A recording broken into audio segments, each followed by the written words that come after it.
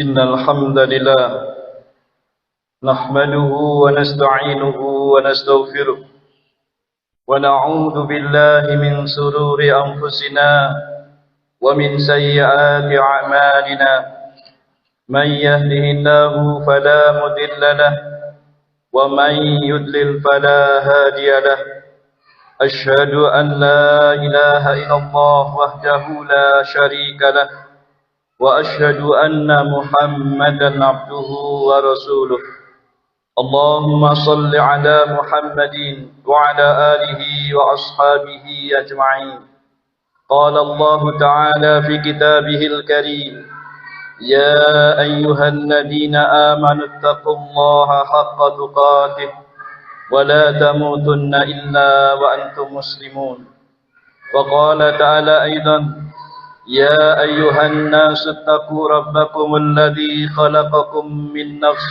واحدة وخلق منها زوجها وبث منهما رجالا كثيرا ونساء واتقوا الله الذي تساءلون به والأرحام إن الله كان عليكم رقيبا وقال تعالى أيضا يا أيها الذين آمنوا اتقوا الله وقولوا قولا سديدا يصلح لكم أعمالكم ويغفر لكم ذنوبكم ومن يطع الله ورسوله فقد فاز فوزا عظيما أما بعد فإن أصدق الحديث كتاب الله تعالى وخير الهدي هدي محمد صلى الله عليه وعلى آله وسلم وشر الأمور محدثاتها فإن كل محدثة بدعة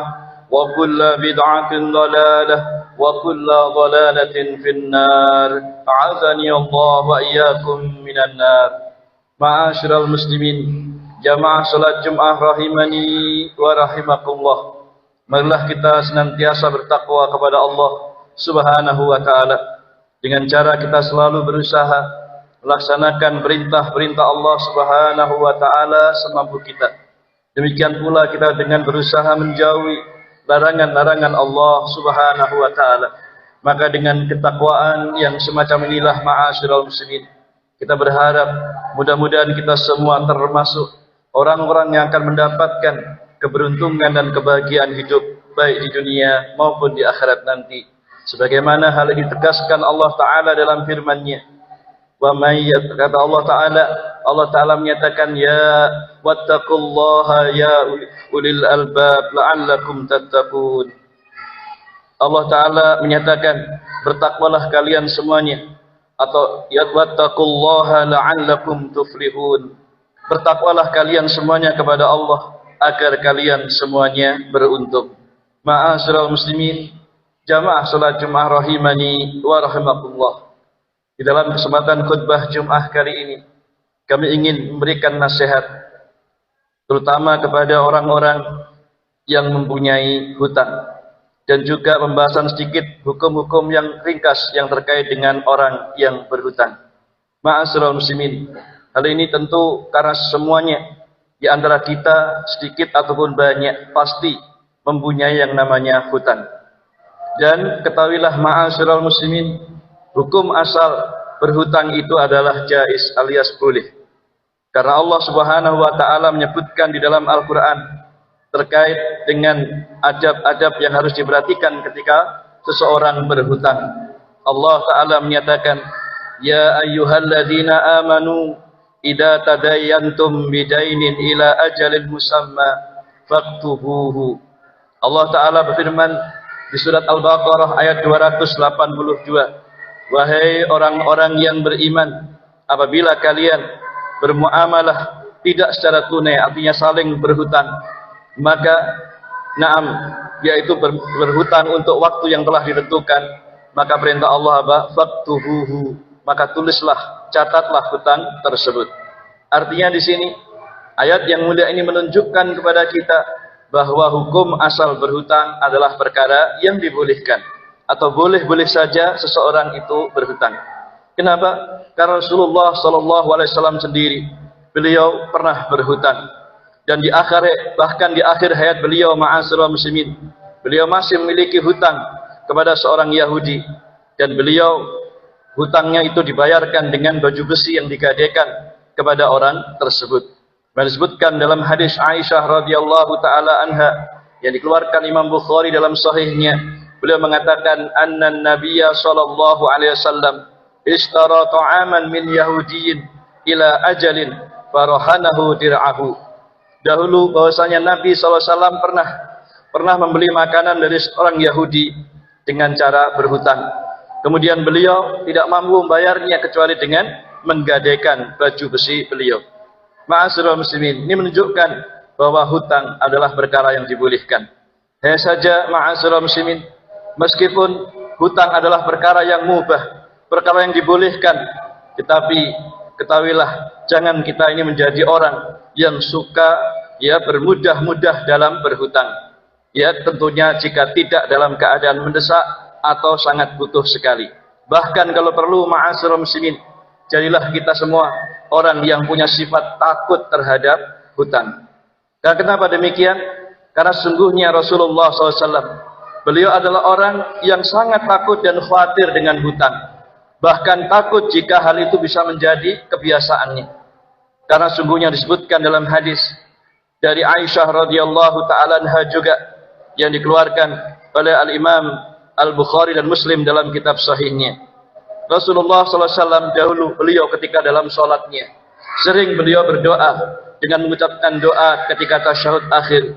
Allahumma inni a'udzubika min azabil qabri wa a'udzubika min fitnatil masiihid dajjal wa a'udzubika min fitnatil mahya wa fitnatil mamat. Allahumma inni a'udzubika minal ma'sami wal maghram. Rasulullah SAW dikatakan oleh Aisyah radhiyallahu ta'ala, beliau sering berdoa, Allahumma inni a'udzubika min azabil qabr. Ya Allah, sesungguhnya aku berlindung kepadamu dari azab kubur. Wa a'udzubika min fitnatil masiihid dajjal. Dan aku berlindung kepadamu dari fitnahnya al-masih ad-dajjal. Wa a'udzubika min fitnatil mahya wa fitnatil mamat. Dan juga aku berlindung kepadamu dari fitnahnya kehidupan dan kematian. Allahumma inni a'udzubika minal ma'sami wal maghram. Ya Allah, sesungguhnya aku berlindung kepadamu dari melakukan perbuatan dosa dan juga dari berhutang. Perhatikan ma'asyiral muslimin, beliau berlindung kepada Allah dari perbuatan berhutang. Mendengar ini ada seorang sahabat yang bertanya kepada beliau sallallahu alaihi wasallam, ma aksara ma tasta'idu minal maghram. Wahai Rasulullah, betapa seringnya Anda berlindung kepada Allah dari hutang. Maka beliau pun menjelaskan alasannya ma'asyiral muslimin. Beliau mengatakan, innar rajula idza gharima haddasa fakadzaba wa wa'ada fa ahlafa. Ketahuilah bahwa sungguhnya seseorang yang biasa berhutang, jika dia berbicara, dia sering berdusta. Dan jika dia berjanji, maka dia sering menyelisih atau mengingkarinya. Perhatikan ma'asyiral muslimin. Sekali lagi perlu diperhatikan bahwa sungguhnya berhutang bukan suatu perbuatan dosa. Hanya saja seseorang yang terbiasa berhutang, maka bisa saja hal itu akan mengantarkan dia kepada perbuatan-perbuatan yang diharamkan oleh Allah Subhanahu wa taala. Sebagaimana disebutkan dalam hadis tadi, bahwasanya ada dua dosa yang akan timbul tatkala seseorang selalu suka berhutang. Apa itu? Berdusta dan menyelisih janji. Dan ini termasuk dosa yang sangat besar. Berdusta omongannya, karena apa? Ketika ditagih dia akan mengatakan belum punya uang, nanti dulu, dan seterusnya, buleti istilahnya begitu. Dia sering berdusta. Demikian pula kalau berjanji suka menyelisih, nanti 1 minggu lagi, 1 bulan lagi, besok lusa, dan seterusnya. Tapi semuanya itu bohong saja. Dan itu ma'asyiral muslimin, kita tidak pernah menemukan ada orang-orang yang sering berhutang atau dililit hutang kecuali sering melakukan dua dosa tadi. Kenapa? Suka berdusta dalam perkataannya dan suka mengingkari janji. Nah, oleh karena itu kita hendaknya banyak-banyak berlindung kepada Allah dari kebiasaan berhutang. Dan ketahuilah ma'asyiral muslimin, kalaupun kita harus berhutang dan terpaksa untuk berhutang, maka hendaknya kita niatkan dalam hati kita yang jujur untuk kita bisa segera melunasi hutang tersebut pada waktu yang telah ditentukan. Insya Allah dengan kita punya niat dan kesungguhan untuk nyaur hutang, maka Allah Subhanahu wa Ta'ala akan membantu kita untuk segera melunasi hutang tersebut. Sebagaimana dalam hadis yang sahih, Nabi SAW juga bersabda, "Man akhadha amwalan nas yuridu ada'aha adda Allahu anhu."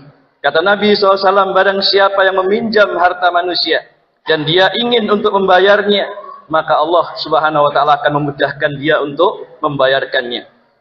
Wa man akhadha yuridu itlafaha atlafahu Allah. Sebaliknya, siapa yang mengambil atau meminjam barangnya orang lain tapi dia berniat untuk tidak mengembalikannya, tidak membayarnya, maka Allah Ta'ala pun akan menghilangkan harta tersebut. Ma'asyiral muslimin, menunjukkan kepada kita, kalaupun terpaksa harus berhutang, berhutanglah, tapi dengan janji dan niat yang tulus untuk benar-benar kita berusaha mengembalikannya pada waktunya, dan Allah Subhanahu wa Ta'ala akan mudahkan kita di dalam mengembalikannya tersebut. Ma'asyiral muslimin.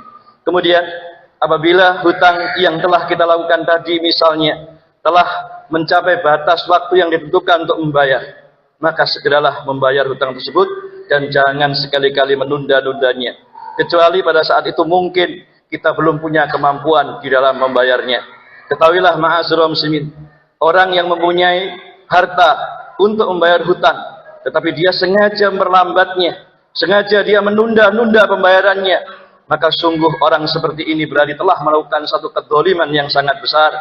Nabi SAW pernah bersabda, "Madlul ghaniyyi dzulmun." Kata beliau, memperlambat pembayaran hutang untuk orang yang punya kemampuan membayarnya adalah suatu kedzaliman. Demikian disebutkan Imam Bukhari, demikian pula Imam Muslim dalam sahih keduanya. Iya, apalagi jika seorang yang berhutang, dia itu punya niat sengaja untuk tidak mau membayar hutangnya. Dia sekedar pinjam hutang, tapi dalam hatinya dia berniat untuk tidak membayarnya. Maka orang yang seperti ini, ma'asyiral muslimin, diancam oleh Nabi SAW, bahkan dinyatakan sebagai seorang pencuri. Nabi SAW mengatakan, "Ayyuma rajulin yadayyanu dainan wa huwa mujmi'un an la yuwafiyahu iyyahu laqiyallahu sariqa." Kata Nabi SAW, seorang laki-laki mana saja yang dia mempunyai hutang dan dia punya kemampuan untuk membayarnya, tetapi ia sengaja untuk menunda-nundanya, dia sengaja untuk tidak mau melunasinya, maka sungguh kata Rasulullah SAW, laqiyallahu sariqa, dia akan berjumpa kepada Allah di hari kiamat nanti dalam keadaan statusnya sebagai seorang pencuri. Hadis ini sahih, dikeluarkan Imam Ibnu Majah dalam sunannya dan disahihkan Syalbani, dan beliau mengatakan hadis ini hasan sahih. Ma'asyiral muslimin, ketahuilah, ini semua menunjukkan bahwa sungguhnya kalau kita benar-benar punya kemampuan, segera bayar hutang itu berapapun, jangan ditunda-tunda. Adapun jika kita benar-benar tidak punya kemampuan untuk membayar hutang, padahal waktunya, temponya sudah jatuh, maka segeralah kita meminta maaf kepada orang yang menghutangi kita, atau kalau perlu kita minta tenggang waktu untuk membayarnya. Karena itu sungguhnya ma'asyiral muslimin, inilah sikap seorang muslim. Karena itu tidak sepantasnya bagi seorang muslim kemudian suka menunda-nundanya. Demikian pula ma'asyiral muslimin, jika kita punya hutang, misalnya ada dua orang yang kita hutangi, maka kalau kita sudah punya kemampuan, kepada siapakah seharusnya kita lebih mendahulukan untuk membayar hutang? Maka dalam perkara ini para ulama menjelaskan, maka dilihat mana yang jatuh tempo pembayarannya lebih dahulu, sesuai dengan akad ketika kita berhutang, atau mana yang lebih membutuhkan untuk segera dibayarkan, ya tentunya dengan pengetahuan atau sepengetahuan pihak atau masing-masing orang yang dihutangi tadi. Karena itulah ma'asyiral muslimin, hal itu dikarenakan seorang muslim itu adalah wajib menunaikan syarat-syarat di dalam akad atau perjanjian yang dilaksanakan, termasuk masalah hutang piutang. Kalau sudah tiba waktunya, segera dilaksanakan sesuai dengan akad tersebut. Karena Nabi SAW juga pernah bersabda, "Wal muslimuna ala syurutihim illa syartan harrama halalan au ahalla haraman." Orang muslim itu adalah sesuai dengan syarat-syarat yang telah mereka sepakati, kecuali syarat yang berupa mengharamkan perkara yang halal atau menghalalkan sesuatu yang haram. Hadisnya sahih, dikeluarkan Imam Bukhari secara mu'allaq, dan hadis ini banyak sekali jalan-jalannya sehingga sanadnya sahih. Dalam riwayat yang lain, Nabi SAW juga menyatakan, al-muslimuna ala syurutihim illa syartan harrama halalan aw akhalla haraman. Ya, berdasarkan itulah para ulama mengatakan dalam kaidah fikihnya bahwa orang-orang Islam itu sesuai dengan syarat-syaratnya. Ya, sehingga kalau sudah disyaratkan tentang sesuatu termasuk hutang piutang, maka segera dilaksanakan. Jadi, kalau di awal hutang kadang ada perjanjian kapan jatuh temponya dalam pembayaran itu, maka segera laksanakan. Jangan ditunda-tunda. Ya, segera kita bayarkan kepada pihak yang menghutangi kepada kita. Dan itu ma'asyiral muslimin, ini semua harus diperhatikan bagi kita semua, terutama apabila kita punya hutang. Jangan kita sampai lalai, jangan sampai kita menunda-nunda sampai mati, akhirnya kemudian kita belum melunasi hutang-hutang yang kita lakukan. Terus apa balasannya?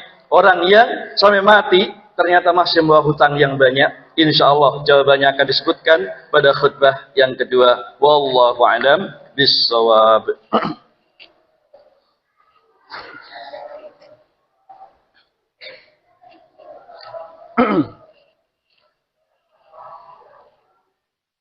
Alhamdulillah, wassalatu wassalamu ala rasulillah wa ala alihi wa sahbihi wa mawalah wa ba'd. Ma'asyiral muslimin rahimani wa rahimakumullah. Tadi telah disebutkan bagaimana seorang muslim beradab terutama ketika berhutang ataupun segera membayar hutang.